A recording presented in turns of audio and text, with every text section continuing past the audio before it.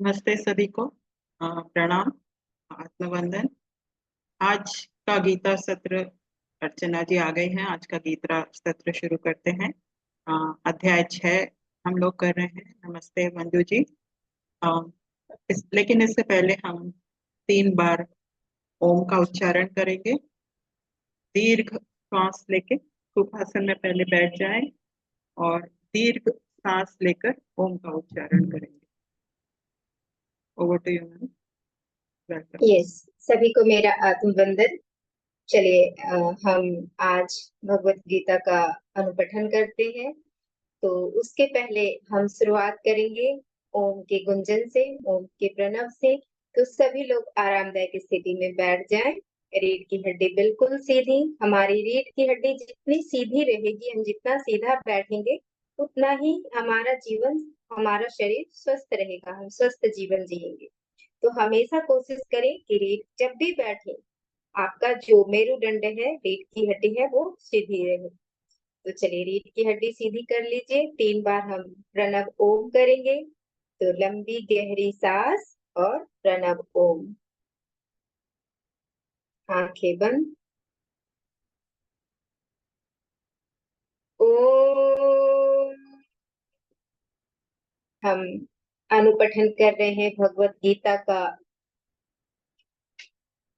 आत्म संयम योग, छठा अध्याय। छठे अध्याय का आज 9th श्लोक से शुरू करेंगे। सुहृन्मित्रार्युदासेन मध्यस्तद्वेषबन्धुषु साधुष्वपि च पापेषु समबुद्धिर्विशिष्यते। थैंक यू अनुराधा जी। सुहृदय, सुहृदय मतलब शुभ चिंतक। अरि, अरि मतलब शत्रु। मध्यस्थ मतलब निष्पक्ष। द्वेष मतलब द्वेष करने वाले। बंधुसु मतलब संबंधियों में।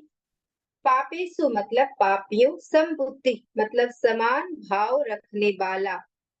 विशिष्यते, विशिष्यते मतलब सर्वश्रेष्ठ है। मतलब जो मनुष्य शुभ चिंतकों, जो उसके शुभ चिंतक है, शुभ चिंतकों, मित्रों, शत्रुओं, मध्यस्थों और घृणा करने वालों, संबंधियों, साधुओं और पापियों में सभी में संभाव रखता है, वह सर्वश्रेष्ठ है, वह अत्यंत श्रेष्ठ है। अब यहाँ पर भगवान बता रहे हैं, भगवान बता रहे हैं कि योगियों के अंदर, योगी कैसा होना चाहिए, योगी के अंदर क्या क्या गुण होने चाहिए। तो भगवान कहते हैं कि जो धर्मात्मा और पापियों में समान भाव रखता है, वह अति श्रेष्ठ है। यहाँ पे भगवान ज्ञानी के, जो ज्ञानी जन होते हैं, उनके लक्षण बता रहे हैं कि ज्ञानी का स्वभाव कैसा होता है और वो कैसा, उसका चुनाव कैसा होता है। वो सुहृदय होता है। सुहृदय मतलब, सुहृदय का अर्थ होता है कि जिसके हृदय में करुणा, प्रेम, मैत्री हो। करुणा हो, प्रेम हो, मैत्री हो, उसको कहते हैं सुहृदय। अब दिल तो सभी का धड़कता है, लेकिन दिल धड़कने के साथ साथ दिल में गुण भी होने चाहिए कि जिसके हृदय में, जिसके हृदय में ये सारे गुण हो, करुणा हो, प्रेम हो, मैत्री हो, मित्रता का भाव हो, तो उसे वैसे ये लक्षण होने चाहिए जो ज्ञानी जन होते हैं उनके, जो योगी जन होते हैं उनके। अब देखिए, हर तरह के लोग होते हैं।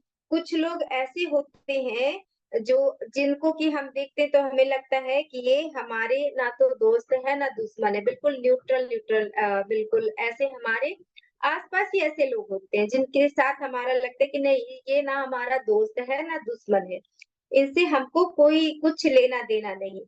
और कुछ लोग ऐसे होते हैं जो बीच के होते हैं, मध्य के होते हैं, बीच के होते हैं, जो क्या करते हैं कि दो दलों में, दो पक्षों में अगर लड़ाई हो जाए तो वो समझौता कराने का काम करते हैं। और कोई ऐसे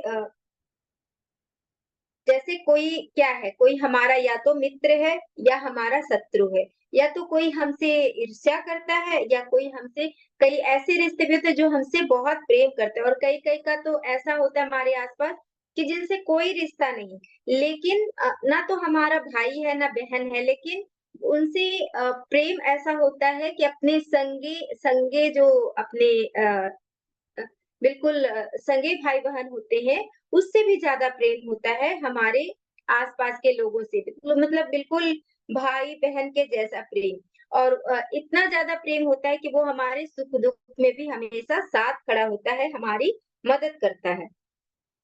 तो भगवान कहते हैं कि ज्ञानी वह है जो धर्मात्मा, पापी, शत्रु, मित्र, मध्यस्थ जो बीच का जो है, द्वेषी, बंधु, सभी से निस्वार्थ प्रेम पूर्ण व्यवहार करता है। मतलब उसका जो ज्ञानी जन होते हैं, उनके लिए ऐसा नहीं है कि ये भाई-बहन है तो ये मेरे हैं, ये मेरे से अच्छे रिश्ते निभा रहे हैं तो सिर्फ इन्हीं से प्रेम करूँ। ये मध्यस्थ हैं, बीच के हैं, लड़ाई-झगड़ा सुलझाने वाले हैं, तो सिर्फ इन्हीं से प्रेम करूँ। या जो धर्मात्मा है, सिर्फ इन्हीं से प्रेम करूँ, ये पापी है तो इनसे प्रेम नहीं। ज्ञानी जन के अंदर, भीतर सबके प्रति प्रेम होता है, चाहे वो धर्मात्मा हो, चाहे वो पापी हो, चाहे वो शत्रु हो, चाहे मित्र हो, मध्यस्थ हो, द्वेषी हो, जो भी हो, सभी से निस्वार्थ प्रेम पूर्ण व्यवहार करता है। और जो ज्ञानी होते हैं हमेशा तटस्थ रहते हैं। तटस्थ मतलब क्या होता है कि सबसे अलग, मतलब प्रेम तो सबसे करते हैं, लेकिन उन सब से एक समान दूरी रहती है।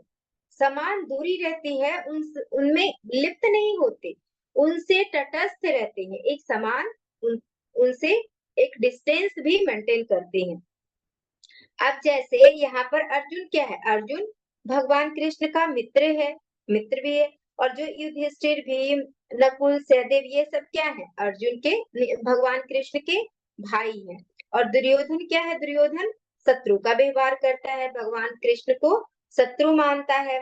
लेकिन शत्रु मानता है, फिर भी भगवान जानते हैं कि ये मेरे को शत्रु मानता है, कृष्ण भगवान जानते हैं कि दुर्योधन मुझे अपना शत्रु समझता है, फिर भी दुर्योधन उनको भोजन पे बुलाता है, और भगवान जानते हैं कि मुझे ये मारने का प्रयास करेगा, लेकिन फिर भी वो दुर्योधन के निमंत्रण जो देता है उसके लिए वो भोजन के लिए तैयार हो जाते हैं, जबकि उसके पहले भी उनको 2 बार गिरफ्तार करने का प्रयास करता है, फिर भी उसके निमंत्रण को वो ठुकराते नहीं है, वो स्वीकार कर लेते हैं। और युद्ध के समय भी दुर्योधन और अर्जुन दोनों आते हैं भगवान के पास, कृष्ण भगवान से सहायता लेने के लिए। तो उन्होंने किसी को इनकार नहीं किया, ना तो अर्जुन को इनकार किया, ना तो दुर्योधन को इनकार किया। उन्होंने बोला कि मैं दोनों को सहायता दूंगा, लेकिन तुम दोनों को मैं एक दोनों को विकल्प देता हूँ कि, और तुम दोनों इसमें से जो चुनना चाहो चुन लो। एक तरफ, मतलब 2 पक्ष हो गया, एक अर्जुन का, एक दुर्योधन का। तो उन्होंने बोला कि एक तरफ, एक पक्ष में मैं निहत्था रहूंगा, मतलब सिर्फ मैं रहूंगा, और दूसरी तरफ मेरी जो ये सेना है, ये सेना रहेगी। तो तुम दोनों में से जिसको जो चुनना है वो चुन लो।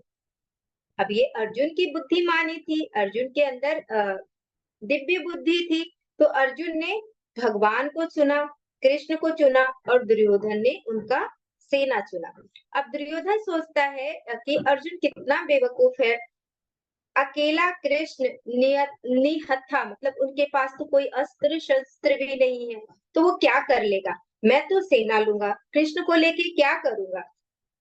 लेकिन वह बात वो भूल गया कि जिधर कृष्ण है उधर ही विजय है। तो इस प्रकार से ज्ञानी के लिए धर्मात्मा और पापात्मा में कोई भेद नहीं होता।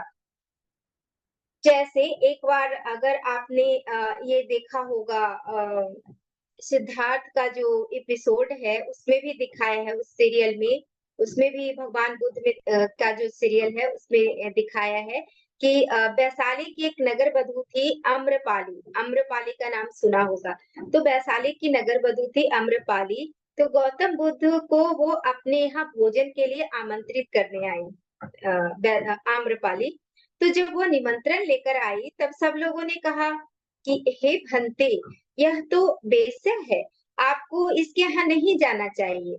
लेकिन बुद्ध ने कहा कि जहाँ रोगी हो वहाँ वैद्य को अवश्य जाना चाहिए, और इस समय मैं एक चिकित्सक हूँ और यह नगर वधु एक रोगी है। इसने मुझे स्वयं अपने यहाँ बुलाया है, ऐसा हो ही नहीं सकता कि मैं इसके घर ना जाऊं।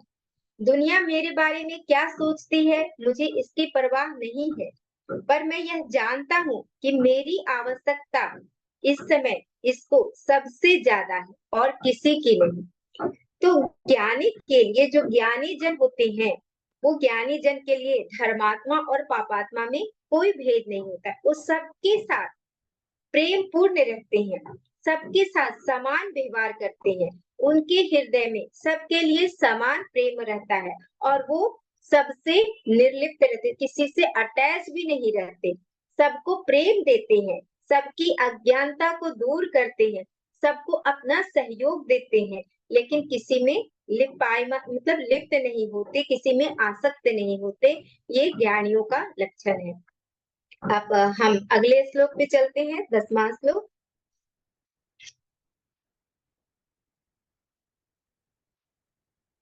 योगी युञ्जीत सततम् आत्मानं रहसि स्थितः एकाकियत चित्तात्मा निराशीरपरिग्रहः। थैंक यू अनुराधा जी। अब यहाँ पर है योगी मतलब योगी, युजित युंजित मतलब मन को स्थिर करे, सततम मतलब अविराम, आत्मानम मतलब आत्मा को, रहसी रहसी मतलब एकांत में, एकाकी मतलब अकेला, अतचितात्मा मतलब आत्मवशी देह और मन को बस में करके, निराशी मतलब इच्छा रहित, अपरिग्रह अपरिग्रह मतलब लालसा रहित, कोई संग्रह नहीं करना, किसी चीजों का संग्रह नहीं करना, ये होता है अपरिग्रह।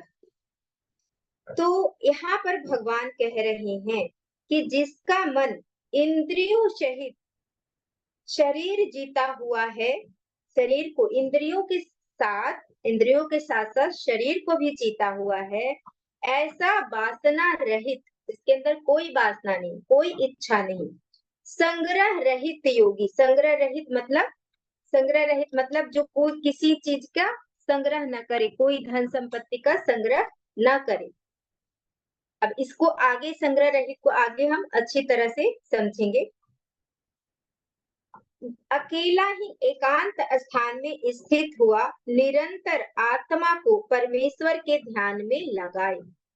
अब भगवान कह रहे हैं कि जो वासना रहित मतलब जिसके अंदर कोई वासना नहीं हो, किसी चीज की चाहत नहीं हो, संग्रह रहित, जो संग्रह रहित हो वो ज्ञानी होता है। अब संग्रह रहित का अर्थ होता है कि जो चीजों को इकट्ठा नहीं करता है, जो जैसे अगर उसके पास पहनने के लिए 4 कपड़े हैं तो वो और कपड़े नहीं भरता, बस है ना पहनने के लिए 4, बस उसी में ज्यादा संग्रह नहीं करना। आज खाने का भोजन है तो ऐसा नहीं कि हमने 1 साल का भोजन एक ही साथ इकट्ठा करके रख लिया, तो जो इस तरह से चीजों को इकट्ठा नहीं करते। ज्ञानी कहता है कि कल सिर्फ एक कल्पना है, कल तो कभी आता ही नहीं, कल सिर्फ एक कल्पना है, आज प्रेजेंट मोमेंट में वर्तमान क्षण में ही जीवन है। तो ज्ञानी जन सिर्फ वर्तमान क्षण को जीते हैं, कल को किसने देखा, ये जीवन हमें मिला है, कल हम रहेंगे कि नहीं, कल ये शरीर, हम तो रहेंगे, आत्मा तो रहेगी, लेकिन ये शरीर रहेगा कि नहीं रहेगा इसका कोई गारंटी नहीं है। ये शरीर जो है ये क्षण भंगुर है।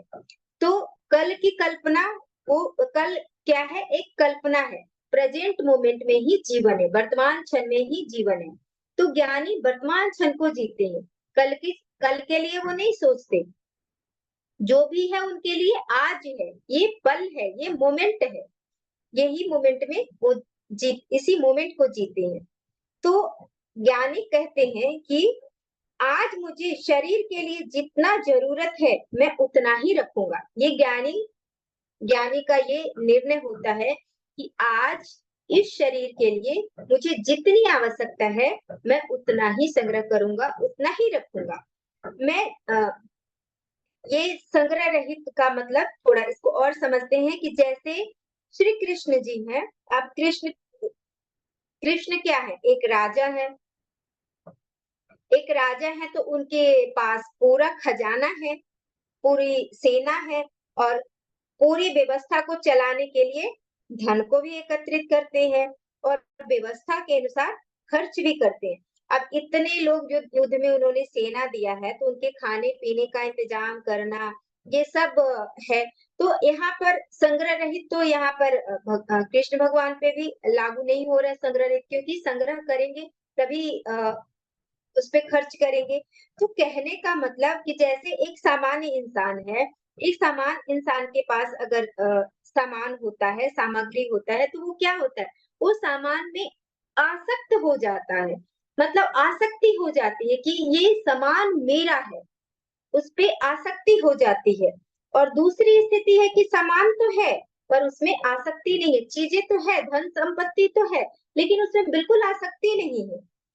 एक है कि जैसे इसको थोड़ा और हम क्लियर से समझते हैं कि जैसे एक भिखारी है और भिखारी के पास कुछ नहीं है, लेकिन भिखारी क्या है कि एक बिजली के खंबे के पास वो अगर नीचे खड़ा होकर के भीख मांगता है तो डेली भीख मांगते मांगते उसके मन में कहीं ना कहीं से ये आ जाता है कि वो खंबे को ही अपना समझने लग जाता है कि ये जगह मेरी है।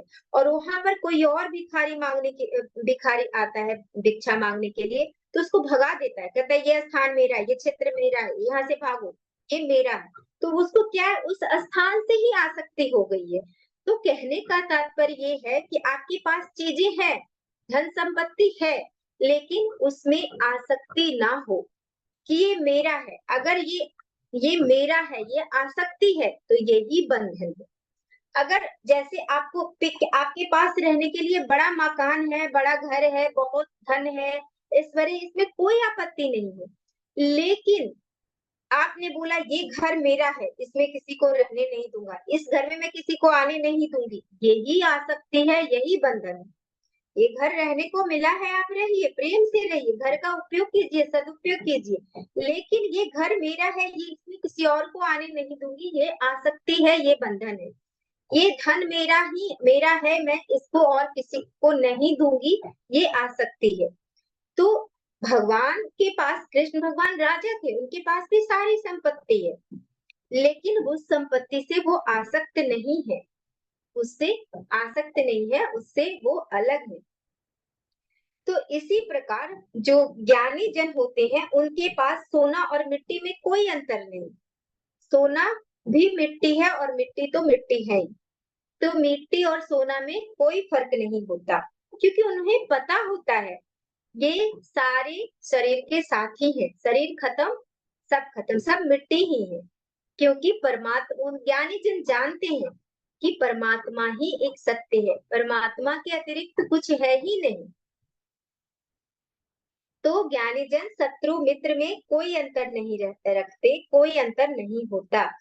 और जो ज्ञानी जन होते हैं वो अकेले ही एकांत स्थान में मस्त रहते हैं, उनका ध्यान आत्मा में लग चुका होता है, वो अकेले भी एकांत में और बाहर भी एकांत में। अकेले एकांत का मतलब होता है भीतर से एकांत, अंदर से एकांत। अब अकेले एकांत का मतलब ये नहीं हुआ कि एक कमरे में अकेले एकांत बैठ गए, किसी गुफा में एकांत बैठ गए, मन चल रहा है, तो वैसे एकांत का कोई फायदा नहीं। उस एकांत में अगर कमरे में जैसे चलो हमें एकांत चाहिए, हम कमरे में बंद कर लिया, हमें एकांत चाहिए, एकांत में बैठ के सोच रहे हैं उसने मेरे साथ ऐसे किया, उसने मेरे साथ ये बोला, उसको ऐसे जवाब देना है, मेरे साथ तो बहुत बुरा हुआ। तो ऐसे अकेले का कोई फायदा नहीं। ऐसे अकेले में क्या होता है, ऐसे अकेलेपन में अवचेतन मन और अचेतन मन जो होता है ये दोनों एक्टिव हो जाते हैं और हमारा मन और विक्षिप्त हो जाता है। तो इस एकांत का कोई फायदा नहीं। और कोई एकांत का मतलब ऐसा नहीं, कहीं भी आप एकांत में जाओगे, पशु पक्षी या किसी की ना आवाज तो आएगी ही, तो आप एकांत, बिल्कुल एकांत में आप जा ही नहीं सकते। एकांत का तात्पर्य ही है भीतर एकांत।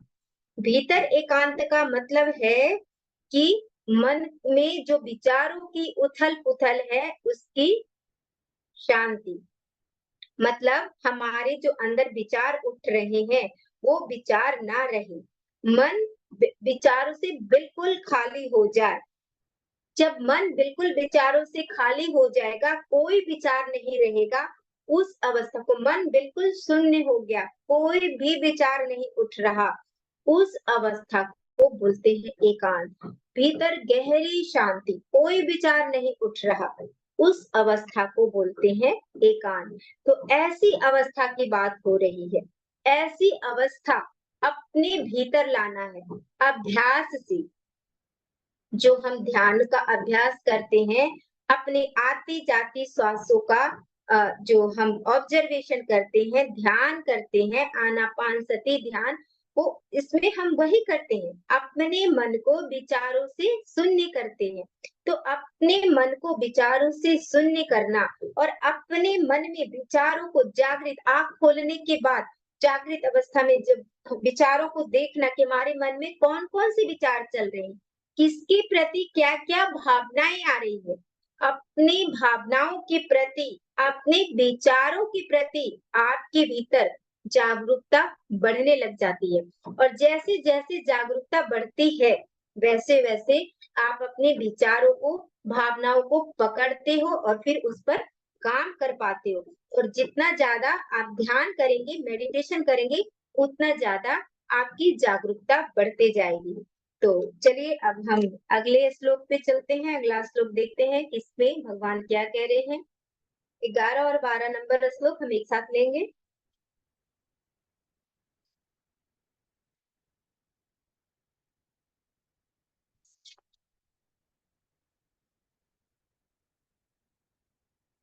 शुचौ देशे प्रतिष्ठाप्य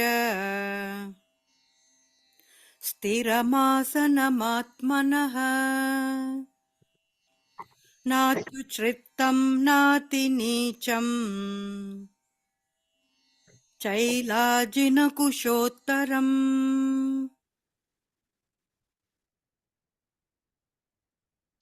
तत्रैकाग्रं मनः कृत्वा यतचित्तेन्द्रियक्रियः उपविश्यासने युञ्ज्याद् योगमात्मविशुद्धये। थैंक यू अनुराधा जी।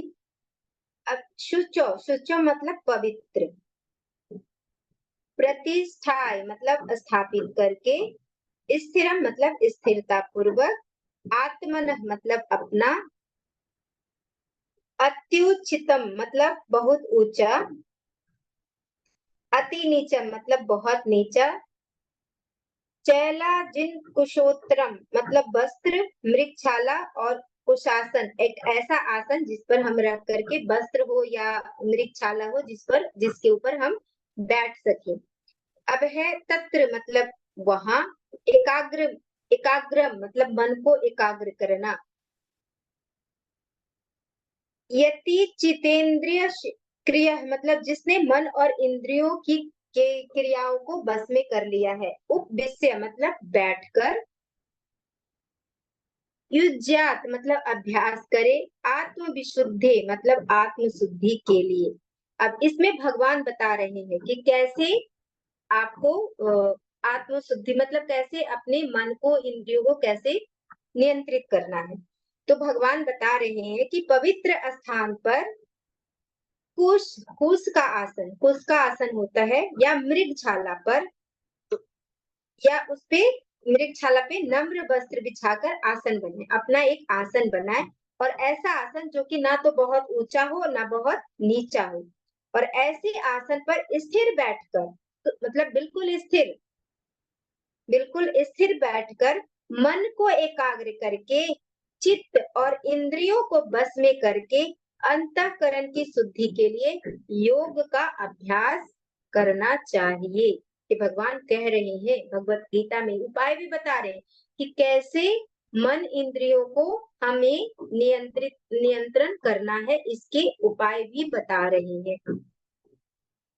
अब यहाँ पर एकांत का अर्थ होता है भीतर का एकांत, जिसमें हम अगले श्लोक में जाना कि एकांत का मतलब कि भीतर एकांत होना चाहिए, भीतर बिल्कुल शांत होना चाहिए, बिल्कुल शांत। जितना अंदर शांत भाव होगा, जितना अंदर एकांत होगा, उतना जितना एकांत होगा उतना ही भगवत सत्ता, भगवत गुण, दैवीय गुण की बढ़ोतरी होगी।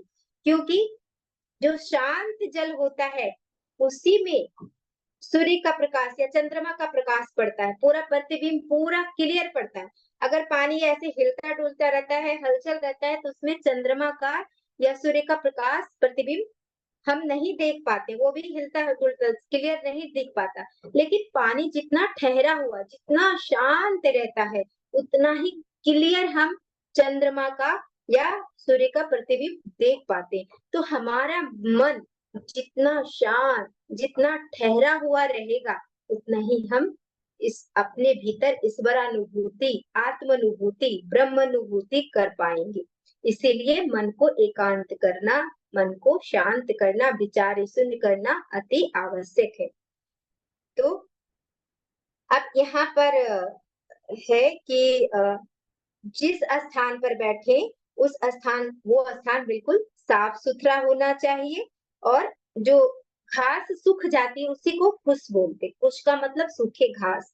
और सूखे घास पे उस पे गर्म कंबल या कोई भी वस्त्र बिछा करके उसको आसन बनाना चाहिए और उस आसन पर बैठना चाहिए, ताकि जो हमारे शरीर की ऊर्जा है वो कहीं और ना बिखरे। इसीलिए अपना एक आसन बनाना चाहिए। और हमारा जैसे हम ऑरा के बारे में जानते हैं कि शरीर का एक ऑरा है, ऊर्जा का एक दायरा है, तो उसी के लिए एक आसन बनाना चाहिए कि और आसन भी ऐसा हो जो बहुत ऊंचा ना हो और बहुत नीचा ना हो। कि ऐसा भी ना हो कि आसन पे मतलब अगर बहुत नीचा रहेगा तो रेंगने वाले जो जीव जंतु हैं वो चढ़ सकते हैं। इसीलिए आसन ना तो बहुत ऊंचा हो ना बहुत नीचा हो। और एक बार जब आसन बद्ध होकर के बैठ गए तो उसके बाद अपने मन को एकाग्र करना चाहिए, चित्त को एकाग्र करना चाहिए, ताकि आपकी जो इंद्रियां है वो बस में हो।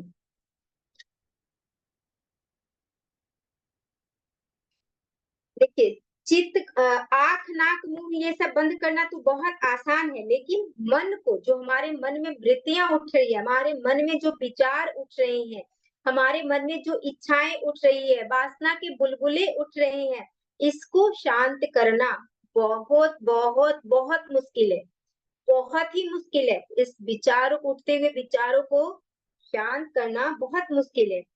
और अपने चित्त को, अंतःकरण की शुद्धि के लिए ये अभ्यास भी अति आवश्यक है। जब तक हम ये अभ्यास नहीं करेंगे तब तक हमारा चित्त, हमारा जो अंतःकरण है वो शुद्ध नहीं होगा। तो इंद्रियां, जब हमारा मन, जो चंचल मन है, ये मन जब शांत होगा तभी हमारी इंद्रियां जो है वो संयमित होगी, मतलब संयम में रहेगी। अब इतना जब इंद्रियां संयम हो गई, इंद्रियों को संयमित कर लिया, मन को शांत कर लिया, तब योग शुरू करना है। योग का प्रारंभ तभी होता है। अब योग का मतलब ये नहीं है कि हमने आसन लगा लिया तो ये योग हो गया, ये योग नहीं हुआ। आंख बंद कर लिया तो योग हो गया, श्वास को अंदर बाहर कर लिया, ये मतलब जो अनुलोम विलोम करते हैं, ये सब योग नहीं है। सिर्फ मन को शांत करना योग नहीं है। यह सब हो जाने के बाद योग प्रारंभ होता है। और योग कैसे प्रारंभ होता है इसको भगवान अगले श्लोक में बताते हैं कि योग का प्रारंभ कैसे होता है। ये सब एक जिसको प्रारंभिक अवस्था है, ये सब तैयारी है, ये सब तैयारी है, अपने भीतर ईश्वरानुभूति करने की एक तैयारी है। और योग में क्या होता है, कैसे योग करना है, इसके बारे में अगला श्लोक हम देखते हैं, 13 नंबर श्लोक।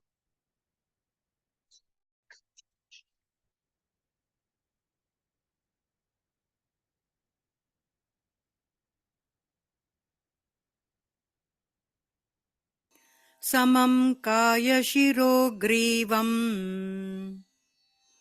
धारयन्नचलं स्थिरः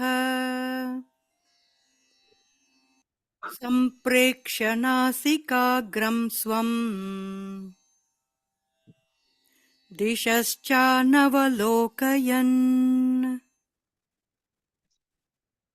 थैंक यू। अब यहाँ पर है समम मतलब सीधा, काय सिरो ग्रीवम मतलब शरीर, सिर और गर्दन, शरीर, सिर और गर्दन को एक स्थिर आसन में रखते हुए, अचलम मतलब बिल्कुल अचल, स्थिर, संप्रेक्ष्य मतलब देखते हुए, नासिकाग्रम मतलब नासिका के अग्रभाग को, दिशा मतलब दिशाएं, अवलोकनम मतलब न देखते हुए। अब यहाँ पर कह रहे भगवान की काया, सिर और गर्दन को सीधे मतलब रीढ़ की हड्डी बिल्कुल सीधी, रीढ़ की हड्डी बिल्कुल सीधी करके सीधे बैठ के नासिका के अग्रभाग को देखें, अन्य भाग को ना देखें, नासिका के अग्रभाग को देखें। अब हमारा मेरुदंड क्या है, सीधा होता ही नहीं है, हमारा मेरुदंड दोनों स्थानों पे घुमावदार है। तो हमेशा हमें कोशिश करना चाहिए सीधे बैठने का। अब पीठ हम लोग क्या है, ऐसे नहीं, सीधे नहीं बैठ के ऐसे बैठ जाते हैं झुक के, ऐसे बैठते हैं तो नीचे का जो पोर्शन है, हमारे पेट के नीचे का जो पोर्शन है उसमें झुकाव आ जाता है, और उसमें झुकाव आने के कारण ही हमारे जो शरीर में है वो बीमारी आती है, हम स्वस्थ नहीं रह पाते। जितना हम सीधा बैठेंगे, सीधा बैठने का प्रयास करेंगे, उतना ही हम स्वस्थ रहेंगे। और जिसके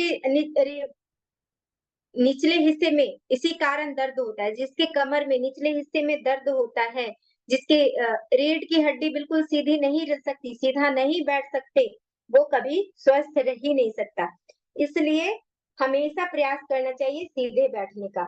और झुकी हुई जो कमर है, अगर झुकी हुई कमर ऐसे झुक के बैठते, ऐसे बैठते झुक के, तो ये रोग के कारण का प्रतीक है, बुढ़ापे का प्रतीक है, बुढ़ापा जल्दी आ जाएगा। तो इसलिए कोई भी हो, आज से हमने जान लिया, भगवत गीता में भी देखिए ये बताया हुआ है, तो हमने जान लिया, तो हमारे सामने जो भी लोग आएंगे, मित्र हैं, संबंधी हैं, रिश्तेदार हैं, सबको बोले कि सीधा बैठे, हमेशा सीधा बैठने के लिए, ताकि रीढ़ की हड्डी बिल्कुल सीधी रहे। रीढ़ की हड्डी, मेरुदंड, ये पूरे शरीर का आधार है, बैकबोन। तो ये पूरे शरीर का जो आधार है, रीढ़ की हड्डी जितनी सीधी रहेगी उतना ही हम स्वस्थ रहेंगे। इसलिए हमेशा प्रयास करें सीधे। देखिए पहले के ऋषि मुनि, जो भी पहले के लोग होते थे, वो कोई भी कार्य करते थे सीधे बैठ के, सीधे, कभी ऐसे झुक के नहीं, ऐसे सीधे बैठ के। तो ऐसे सीधे बैठने का कोई बात नहीं, हम पहले से नहीं जानते थे, अब जान लिया ना, अब जाना, आज से जाना, इस क्षण से जाना, इस क्षण से हम प्रयास करेंगे, कोशिश करेंगे, हमेशा याद रखेंगे कि हम अपने बैकबोन को सीधा रखें, हम सीधा बैठे।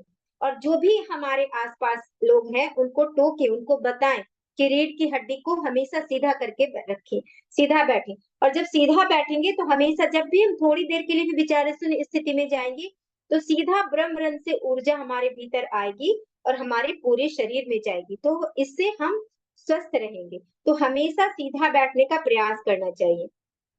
और ऐसा नहीं है कि सीधा बैठने में शरीर को कोई तकलीफ हो रही है या कोई नुकसान है, एक हमारी आदत बन गई है ऐसे बैठने की, तो ऐसे बैठने से क्या होता है, पूरा कमर ऐसे झुक जाता है, और जो बैकबोन है, वो बैकबोन की जो ये है वो भी ऐसे मुड़ जाती है, जो हमारी रीढ़ की हड्डी है। तो हमेशा प्रयास करना चाहिए ऐसे सीधे बैठने का। तो भगवान कह रहे हैं कि सिर गर्दन को स्थिर रखना है, अचल रखना है, मतलब बिल्कुल स्थिर, अचल मतलब कोई हलचल नहीं हो, बिल्कुल स्थिर हो। और ये जब आप संकल्प करेंगे तो ये उससे संभव हो जाएगा।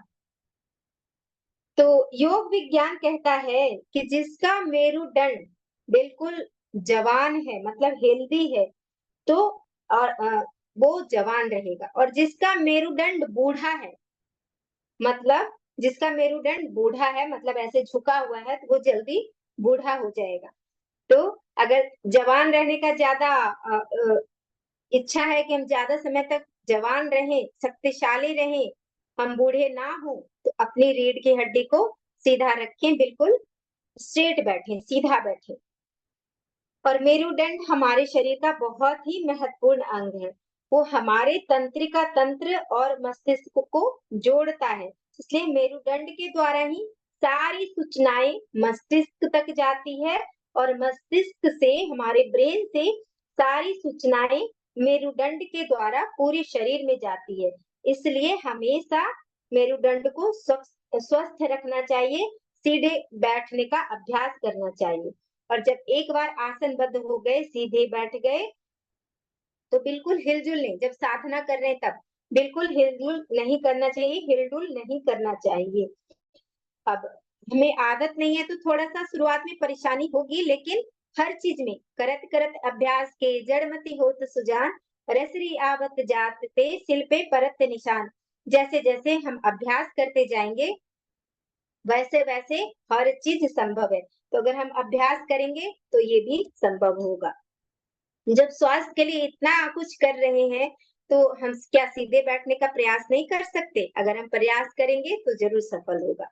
तो भगवान कहते हैं कि अचल व स्थिर होकर बैठो और अपनी नासिका के अग्रभाग को देखो, अन्य भाग को नहीं, नासिका के अग्रभाग को देखो। और नासिका के अग्रभाग को जब आप यहाँ पर अपने आंख को टिकाते हैं, नजर को टिकाते हैं, तो क्या होता है कि आपके रेटिना में एक तनाव उत्पन्न होता है और इसके कारण बहुत सकारात्मक प्रभाव हमारे नाक के माध्यम, ये जो नाक का प्रदेश है इसको नाक को घ्राण कहते हैं, नाक को घ्राण भी कहते हैं। तो ये घ्राण प्रदेश के आसपास बहुत ही सकारात्मक प्रभाव पड़ता है और उससे क्या होता है, हमारा जो पीनियल ग्लैंड है वो पीनियल ग्लैंड एक्टिव होता है।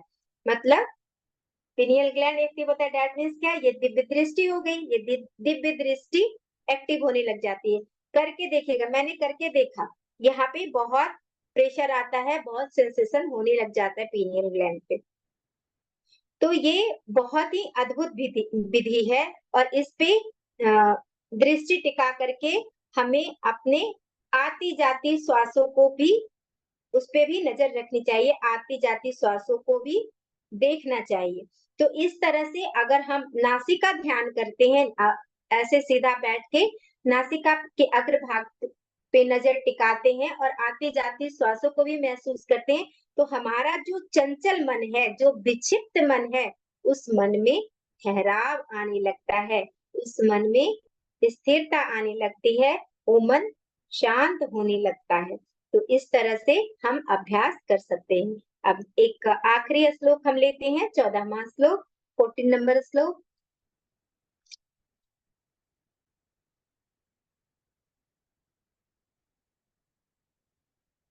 अब 14 नंबर श्लोक भी बहुत महत्वपूर्ण है। शान्तात्मा विगतभिर् ब्रह्मचारि वृते स्थितः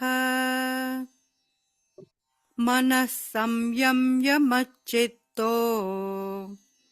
युक्त आसीत मत्परः। थैंक यू अनुराधा जी। अब यहाँ पे है प्रशांत आत्मा मतलब शांत चित्त, विक्तभि मतलब निर्भय, ब्रह्मचारी व्रते मतलब ब्रह्मचर्य व्रत में, संयमत मतलब संयत कर, मंचित मतलब मेरा चिंतन करते हुए, आसित मतलब बैठे, मत पर मतलब मेरे परायण होकर। अब भगवान कह रहे हैं कि ब्रह्मचर्य व्रत में स्थित रहता हुआ, भय रहित और अच्छी प्रकार शांत अंतःकरण वाला, सावधान होकर मन को बस में करके मेरे में लगे हुए चित्त वाला, जिसका चित्त सिर्फ मेरे में लगा हुआ है, वो मेरे ही परायण स्थित हो जाता है। मतलब मैं और वो एक ही हो जाते हैं। अब यहाँ पर हम समझेंगे कि ब्रह्मचर्य किसको कहते हैं। अब ब्रह्मचर्य का मतलब ये नहीं कि जो शादी ना करे वो ब्रह्मचर्य है, सिर्फ शादी ना करे का मतलब ब्रह्मचर्य से नहीं है। ब्रह्मचर्य हमारी ऋषि मुनिजनों के अनुसार, शास्त्रों के अनुसार ब्रह्मचर्य वो है जिसकी ब्रह्मा के जैसा जिसका जीवन हो। ब्रह्मचर्य मतलब जो जिसका जीवन ब्रह्मा के जैसा हो उसको ब्रह्मचर्य या ब्रह्मचारी कहते हैं। ऐसा नहीं कि जो काम विचार और काम से पीड़ित होकर के जो संभोग करता है वो भोगी है, वो ब्रह्मचर्य नहीं है, वो भोगी है।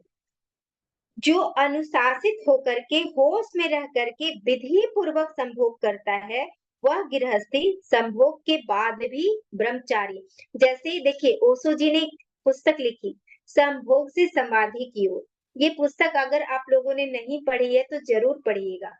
यहाँ पे हम लोगों के अंदर संभोग का नाम लेते ही विचारधाराएं बदल जाती है। संभोग का मतलब ही हमारी वासनाओं में वृत्तियां चली जाती है, गलत दिशा में वृत्तियां चली जाती है। उन्होंने बोला है संभोग से समाधि की ओर, मतलब इस संभोग से समाधि की अवस्था।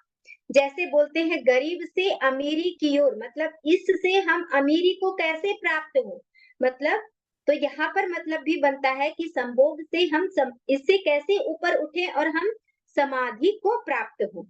तो इसका बहुत गूढ़ मीनिंग है और बहुत ही सुंदर तरीके से ओशो महाप्रभु जी ने समझाया है संभोग से समाधि पुस्तक में कि क्या है ये ऊर्जा, ये काम की ऊर्जा क्या है और इस काम की ऊर्जा कितनी पवित्र ऊर्जा है, इसको कैसे रूपांतरित करें, इस ऊर्जा के बारे में उन्होंने बहुत खुलकर समझाया है। और ये किताब हर किसी को जरूर पढ़ना चाहिए। ये जो हमारे भीतर दिव्य ऊर्जा है, इस दिव्य ऊर्जा को समझे, इस दिव्य ऊर्जा को, इस डिवाइन एनर्जी को, इस डिवाइन शक्ति को समझ के इसको रूपांतरित करें। और जब आप इसको रूपांतरित करेंगे तो आपका जीवन दिव्य हो जाएगा, आपका जीवन पूरी तरह से ट्रांसफॉर्म हो जाएगा। तो बहुत सुंदर ढंग से समझा है, इसको जरूर पढ़ेंगे। तो यहाँ पे भी भगवान कृष्ण उसी की बात कर रहे हैं कि जो गृहस्थी है वो संभोग, वैसे गृहस्थी संभोग के बाद भी ब्रह्मचारी है जो विधि पूर्वक होश पूर्वक संभोग में जाते हैं। उनके चित्त में काम का वेग नहीं उठता है, जो काम वासना के गुलाम नहीं है वह ब्रह्मचारी है। मतलब ऐसा जो एक होता है गुलामी, ये नहीं मिले तो वो उसके बिना जीना मुश्किल, उसके लिए कुछ भी करने को तैयार, तो वो होता है गुलामी। यहाँ पर है कि उनके चित्त में काम वासना वेग उठता ही नहीं है, वो विधि पूर्वक जाते हैं। तो यहाँ पर बात अलग हो गई। अब देखिए भगवान विज्ञान भैरव तंत्र में भगवान शिव ने पार्वती से ये कहा है कि संभोग रत होने पर भी जिस पुरुष का वीर्य स्खलित ना हो, जिसका चित्त उत्तेजित ना हो, वह योगी है। योगी का मतलब जिसके चित्त में कोई उत्तेजना नहीं है वह योगी है। ये कितना सुंदर और कितना गूढ़ मीनिंग है इसका। और यही सारी बातों का वर्णन संभोग से समाधि की ओर पुस्तक में ओशो महाप्रभु जी ने भी किया है। तो ये जो भगवान शिव ने इसको सिद्ध भी करके दिखाया है। अजंता और एलोरा की जो गुफाएं हैं वो इस बात के साक्षी हैं। खजुराहो की जो मंदिर है उसमें ये सारा प्रमाण है, उसमें वो चित्र, वहां पर ओशो महाप्रभु जी ने इन सारे गुफाओं को और मंदिर का वर्णन उस बुक में किया है, उस किताब में। और उन्होंने ये बताया है कि आप जाइए खजुराहो की मंदिर को देखिए और वहां पर बैठिए, वहां पर बैठ करके उसको देख करके, उस चित्र को देख करके ही आप ध्यान की अवस्था में चले जाएंगे, वहां पर ध्यानस्थ हो जाएंगे। तो खजुराहो की मंदिर इस बात का प्रमाण है।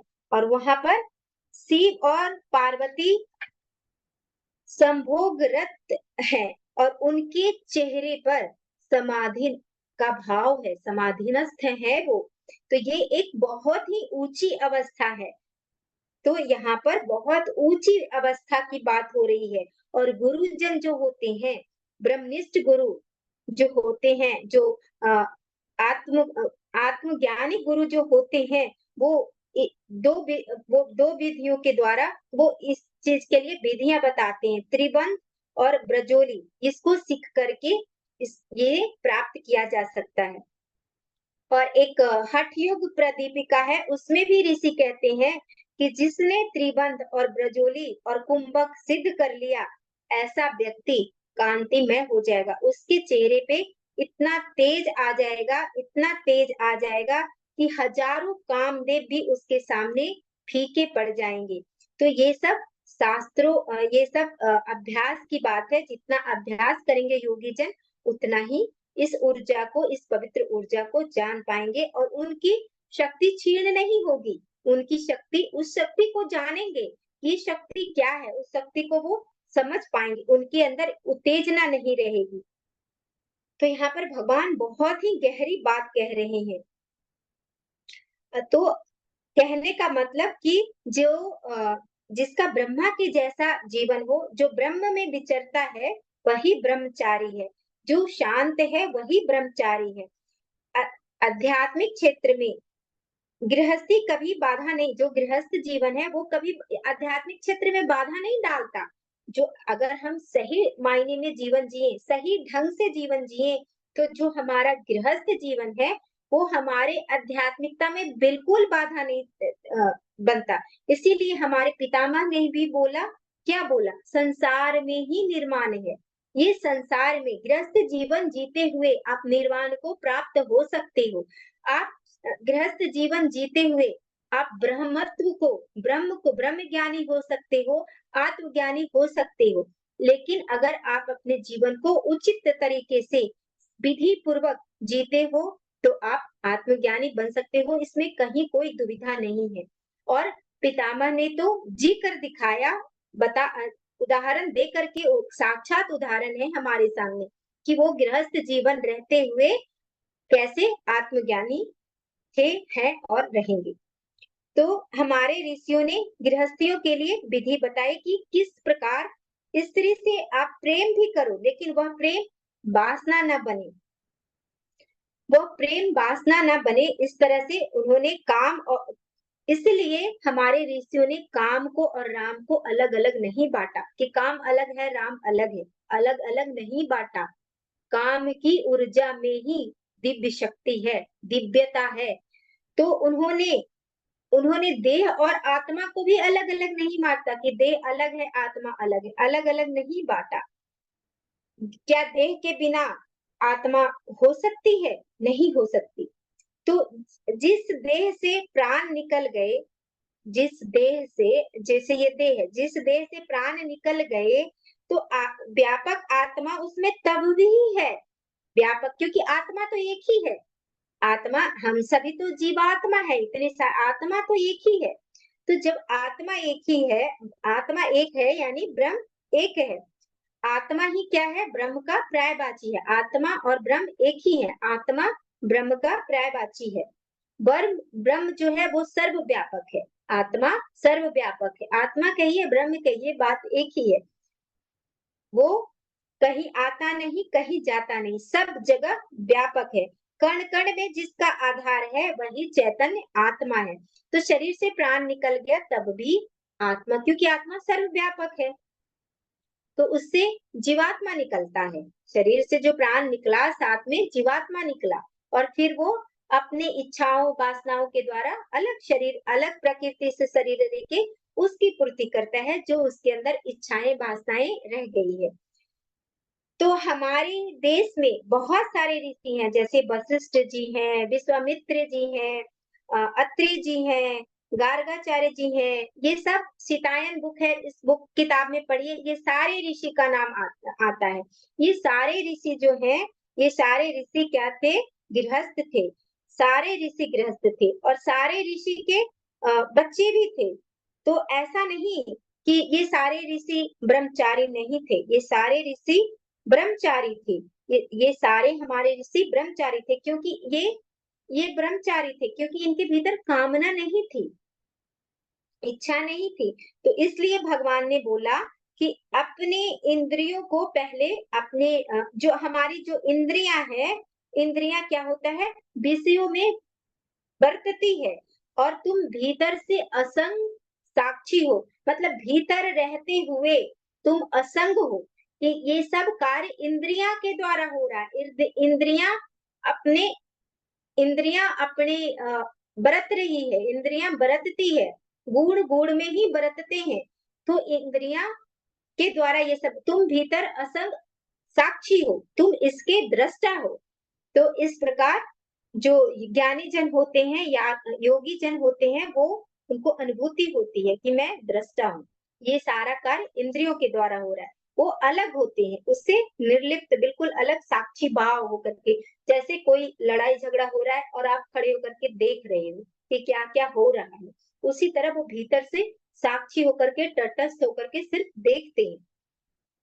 तो जिसका मन अभ्यास से शांत हो जाता है, उसको संसार का कोई आकर्षण नहीं रहता।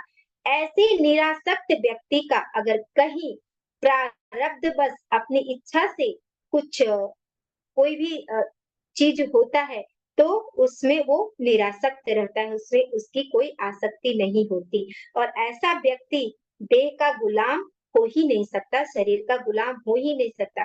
जिसने अमृत का स्वाद चख लिया, उस अमृत के स्वाद के बाद संसार की आसक्ति जो जहर से भरी हुई है, क्या प्रिय लग सकती है? जिसने अमृत का एक बार स्वाद चख लिया, उसको क्या ये जहर वाली जो संसार है, विष वाली जो संसार है, उसको प्रिय लग सकती है? कभी नहीं लग सकती। तो इसलिए हमें इन बातों को समझना चाहिए। तो अब समय हो चुका है, इन्हीं चंद शब्दों के साथ मैं अपने वाणी को विराम देती हूँ। आप लोगों ने इतने प्रेम और धैर्य पूर्वक मुझे सुना, इसके लिए आप सभी का बहुत बहुत धन्यवाद। Thank you so much. तो चलिए अब हम प्रार्थना लेते हैं, सभी लोग हाथ जोड़ लें। योगेशं सच्चिदानन्दं वासुदेवं प्रजाप्रियं धर्म संस्थापकं वीरं कृष्णं वन्दे जगद्गुरुं कृष्णं वन्दे जगद्गुरुं। सभी को कोटि कोटि प्रणाम। सभी के भीतर उस परम पिता परमेश्वर को, उस परमात्मा को कोटि कोटि नमन। सभी का बहुत बहुत धन्यवाद। Thank you so much. बहुत बहुत धन्यवाद अर्चना जी। आज का जो मतलब ये पूरा ही अध्याय जो ध्यान योग या हम लोग PSSM पत्री जी के साथ जुड़े हैं, उनके लिए बहुत ही महत्वपूर्ण है। और इतने हजारों साल पूर्व उस ध्यान की बताया गया। और जैसे हम बोलते हैं चेयर में, तो वो मृगछल में बता रहे हैं, सुखासन बता रहे हैं, और वही नाक पर ध्यान करने के बारे में बता रहे हैं। तो मतलब ये नहीं कि मैं ये कह रही हूँ कि पत्री जी ने वहां पर उसका प्रचार प्रसार आज तक होता जा रहा है, और जो वो करता है तो वो उसको ही मतलब वही उसी चीज को ध्यान कहते हैं। या कृष्ण जी ने भी कितने साल पूर्व। तो बहुत ही इम्पोर्टेंट अध्याय, सभी कुछ इम्पोर्टेंट है, पर बहुत अच्छे से आपने समझाया। और रीढ़ की हड्डी सीधी रखने वाली बात पर आप जो बार बार एम्फोसिस दे रहे थे, वो सचमुच में कई बार दिन में भी याद आता है कि ऐसे झुके रहते हैं ऐसे। तो वो बहुत ही इम्पोर्टेंट है। ये तो लिख ही लेना चाहिए कहीं पर कि सिट स्ट्रेट ऐसे करके। बिल्कुल। बहुत बहुत धन्यवाद। फिर कल मैं मिलते हैं। भी होकर बैठ जाती थी। मैं भी अब आज से मैं जब साधना ध्यान करती हूँ तभी ऐसे सीधे, अब मैं भी ध्यान रखूंगी कि दिन में हर समय हर क्षण मैं सीधे बैठने का प्रयास करूँ। तो मुझे मेरे ताऊजी का याद आ रहा है। वैसे भी वो कद में लंबे थे, लेकिन कभी भी वे मतलब झुके हुए नहीं हमें मतलब दिखाई दिए। चाहे वो ऐसे ही हमसे चाहे मतलब ऐसे ही हंसी मजाक कर रहे हो, चाहे वो पूजा कर रहे हो, चाहे कुछ भी, वो उनका तरीका था ऐसे सीधे बैठने का। और कई बार जब बाद बाद में जब वो उनकी उम्र होने लगी, तो वो फिर तकिया रख लेते थे एक किस्म से, जैसे तकिया रख लेंगे गोद में, तो वो अपने आप एक किस्म से सीधे हो जा मतलब सीधे होने का हो जाता था। तो उनका एक तरीका था, तो वो मुझे याद काफी आ रहे थे कि कभी भी वो नहीं बैठते थे मतलब ऐसे करके। तो आदत में लाने से वही कि बार बार वो जो आपने दोहा बोला कि बार बार आदत में लाएंगे, तो हर जगह ही हम फिर सीधे रहेंगे फिर। और ये देखो ना कि जब आप सीधे बैठने का प्रयास करोगे, रीढ़ की हड्डी सीधी रहेगी, तो आपका पद्मासन लगने लग जाएगा। ऐसे मैं 2-3 दिन से प्रयास कर रही हूँ, तो देखती हूँ कि मेरा पद्मासन जो पैरों में दर्द हो जाता था, वो अब मैं बैठने लग जाती हूँ। आज मैं 15 मिनट, जो कि मैं 1 मिनट भी नहीं बैठ पाती थी, आज 15 मिनट मैं पद्मासन में बैठी और मेरे पैर में बिल्कुल दर्द नहीं हुआ। तो ये सीधे बैठने का प्रभाव है। तो प्रभाव है। ये सीधी बैठने से बहुत सारी चीजें ठीक होने लग जाती है और कमर में का दर्द भी ठीक होने लग जाता है। तो हमेशा प्रयास करें कि सीधी रीढ़ की हड्डी जब भी बैठे, हम ऐसे बैठ जाते हैं, ऐसे झुक जाते हैं, ऐसे अपने शरीर का बिल्कुल ध्यान नहीं रखते। तो यही सब तो ज्ञान की चीजें सीखनी है ताकि हमारा शरीर स्वस्थ रह सके, हम स्वस्थ जीवन जी सके। तो ये सब बात सीख करके अपने जीवन में उतारना चाहिए। बहुत बहुत धन्यवाद, कल फिर मिलते हैं। Yes, thank have a great day, bye.